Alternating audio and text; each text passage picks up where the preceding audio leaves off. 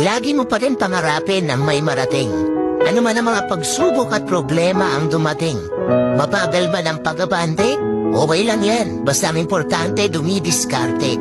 Tandaan mo na ang buhay ay hindi laging malungkot at malumbay. Kaya patuloy ka lang lumaban at maging matibay. Dahil darating din ang araw, lahat ng plano mo sa buhay ay magtatagumpay.